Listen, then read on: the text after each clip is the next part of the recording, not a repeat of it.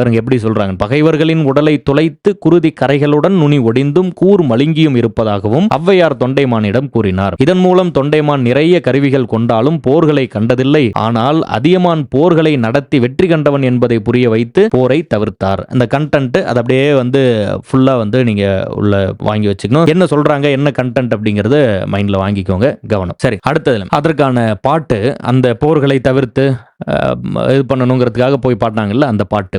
இவ்வே பீலி அணைத்து மாலை சூட்டி கண்திரள் நோன்கால் திருத்தி நெய் அணிந்து கடியுடைவியன் நகர்வவ்வே அவ்வே பகைவர் குத்தி கோடு நுதி சிதைந்து கொள்துறை குற்றிலமாதோ என்றும் உண்டாயின் பதம் கொடுத்து இல்லாயின் உடன் உண்ணும் இல்லோர் ஒக்கல் தலைவன் அண்ணல் அம் கோமன் வைநுதி வேலே, அண்ணல் அம் கோமன் வைநுதி வேலே அப்படின்னு ஔவையார் அவர்கள் ஒரு பாட்டு ஒன்று பாடுவதாக கொடுத்திருப்பாங்க. இப்போ இதுல அதியமானுக்கு ஆதரவாக ஔவை போய் எந்த அரசனிடம் பாடினாங்க அப்படின்னு நான் இப்பதான் அந்த கதையை சொல்லியிருந்தேன். எந்த அரசனிடம் போய் அவங்க பாடினாங்க அப்படிங்கறத நீங்க சேட்ல பதிலா சொல்லிவிடுங்க. ஒரு தரத்துக்கு 2 தரம் படிச்சு பாருங்க. இதை சீர்பிரித்து படிக்கும் போது நிறைய பிழை ஏற்படும், புரிஞ்சுக்க முடியுது. நானுமே சரியா படிக்கிறேன்னு கூட தெரியாம தான் அதை படிக்கிறேன். ஒரு முறை 2 முறை முயற்சி பண்ணி பாருங்க, படிச்சு பாருங்க. நம்ம தமிழ் தான், ஒன்றும் பிரச்சனை இல்லை. அது நீங்க சரியா பிரித்து படிக்காம முயற்சி பண்ணும்போது அந்த முயற்சி எப்போதுமே இகழ்ச்சி ஆகாது.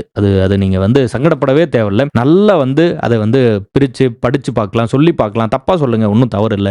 சரியா படிக்க முடியாம கூட முயற்சி பண்ணி பாருங்க.